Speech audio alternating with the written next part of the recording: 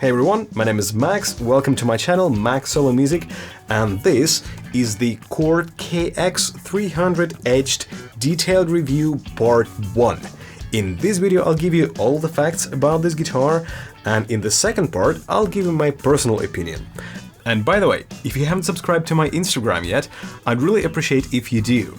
That's where you can find beautiful close-ups of guitars, quick shootouts and demos on many different things, as well as regular updates on what's going on here and what I'm currently working on.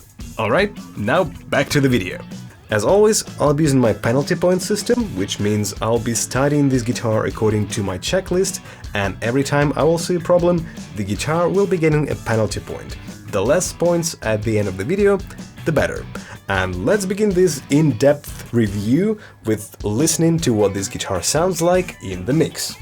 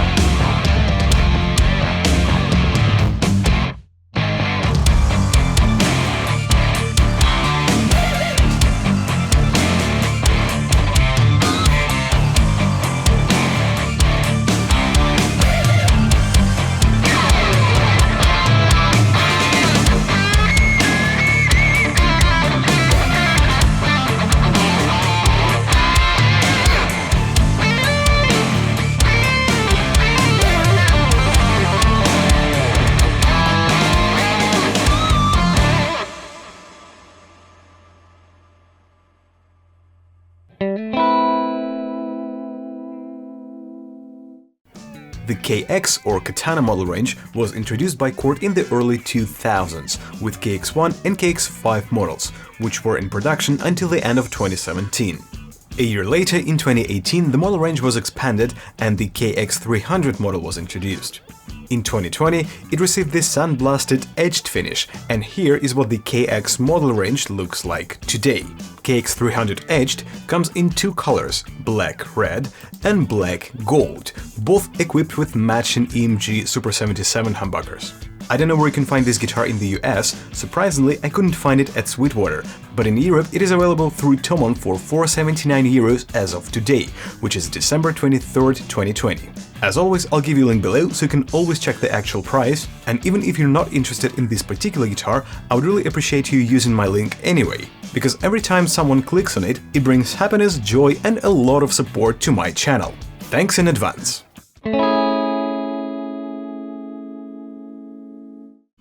Alright, so here's the box, and it does say KX300 Etched on both ends. So let's open it and take a look at what's inside. Here's a QC card with a model name and a serial number, and as you can see there were 5 quality control stages, all passed. There are also tools, the truss rod adjustment wrench and a tiny Allen wrench for adjusting string height. Good, let's unwrap the guitar and set it free. Here we have a message from D'Addario. Apparently this guitar is equipped with D'Addario strings. And this looks like a protective film for one of the pickups. I don't know how it got there. Alright, that's all there is in the box, and now let's take a closer look.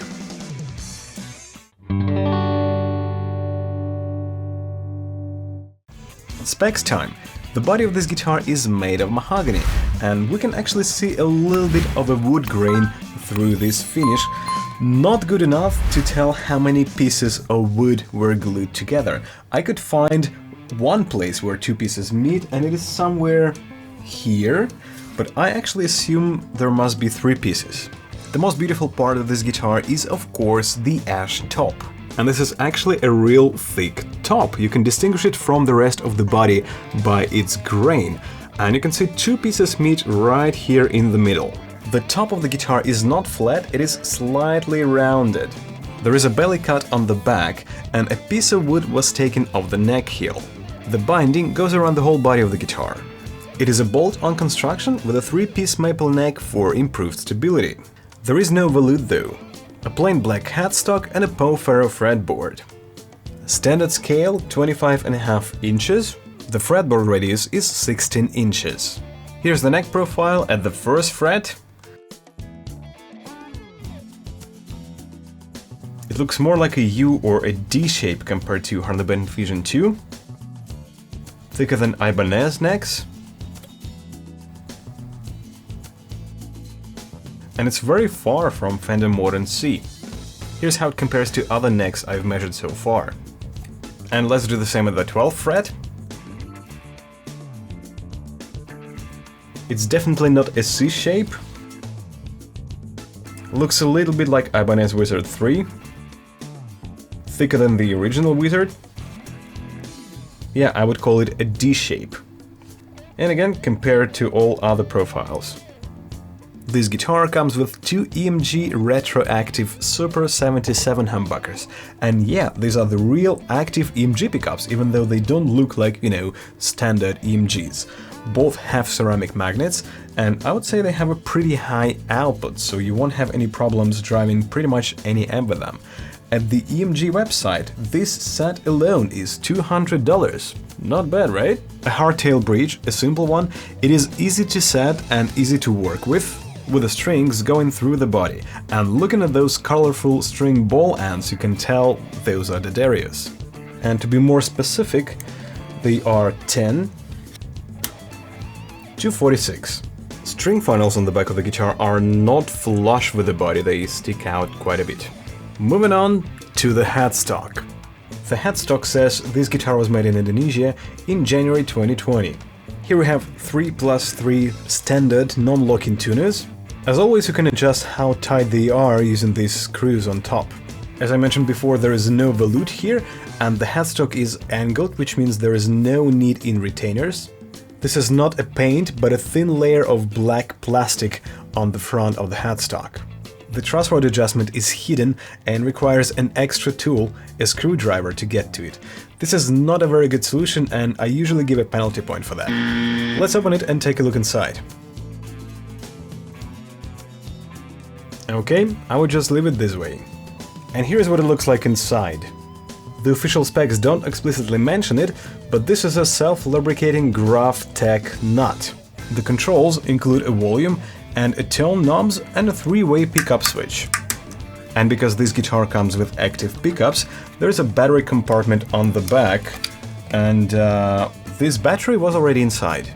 The guitar has an output connector compatible with all straight and angled plugs, which means even if you have something really exotic like, let's say, Providence, or a Lex cable with probably the smallest plugs in the world, it will still fit in and work without any problems. And if you haven't checked the Lex cable yet, do that, they're really worth it.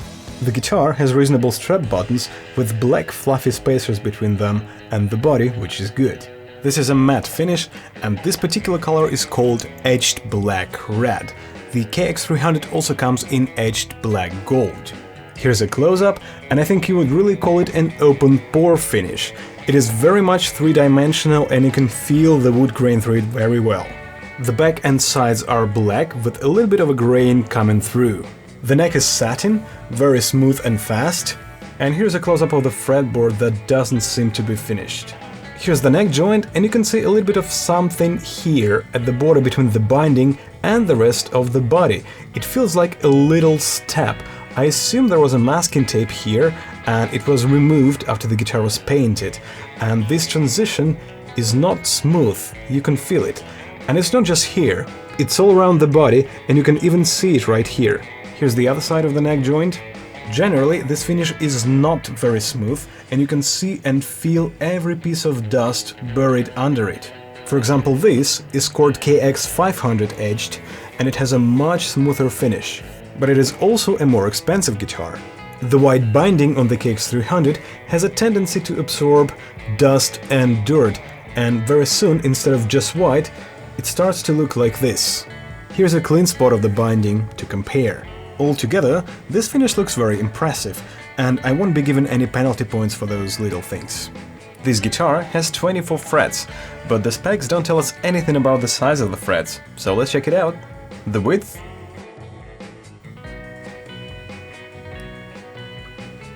and the height. And that looks like medium jumbo frets according to Hosco specs.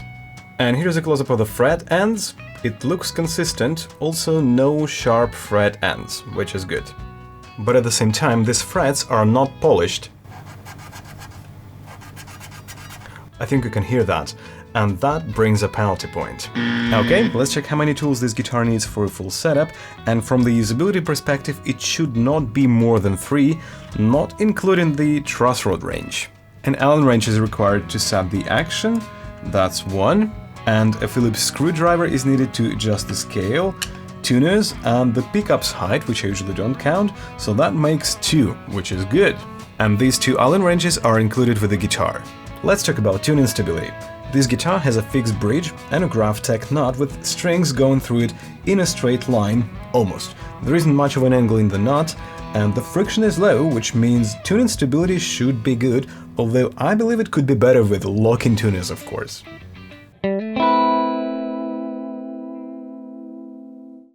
Let's check the weight of this guitar. 3.3 kilos, not bad. And this much in pounds. It is a little bit neck heavy, but not too much. It still stays where I need it to stay, even with a very slippery shirt and strap. And in the sitting position, it goes down, which means a penalty point.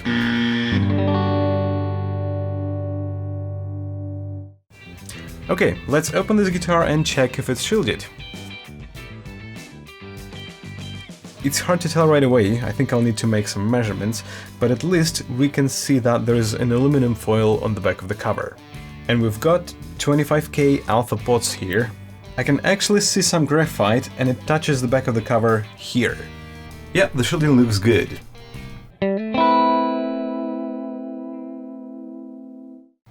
Here's what this guitar sounds like through the clean channel of Hughes & Kettner Black Spirit 200.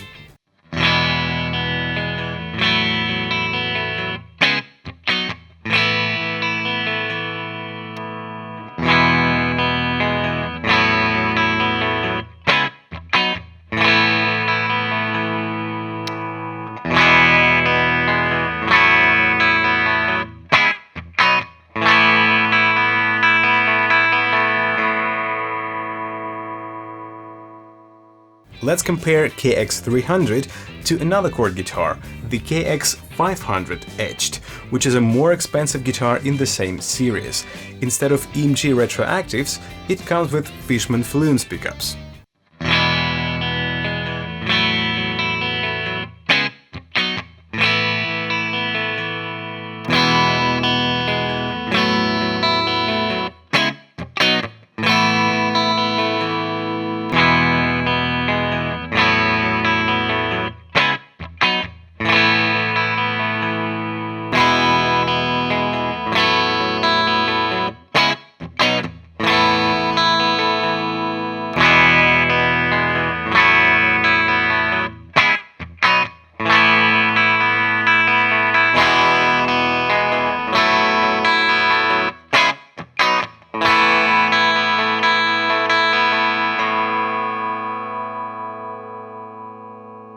Crunch channel for more saturated tone.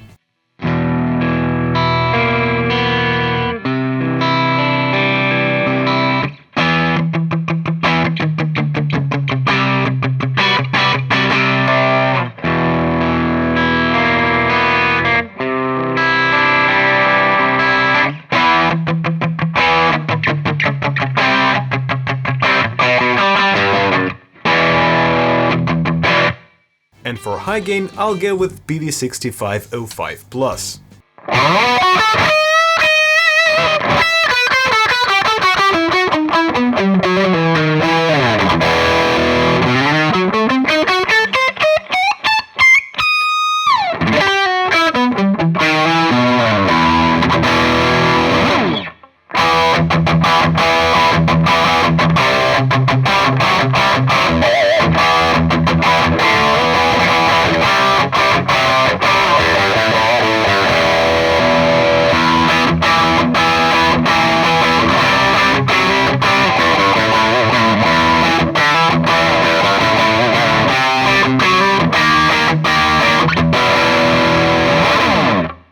As always, for all sound examples, I used my favorite impulse response, which is a 1x12 speaker cab with a vintage 30 speaker inside.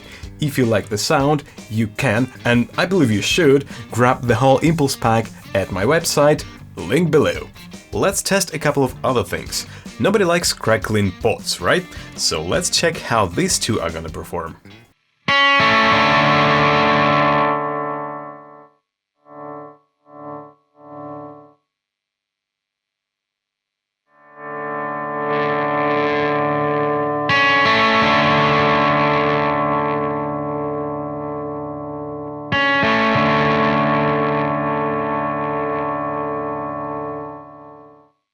That sounded clean to me.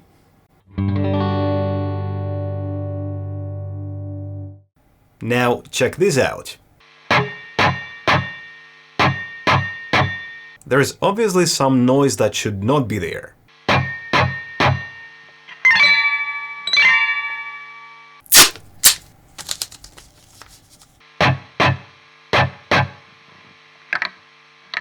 That's much better, and hello, another penalty point.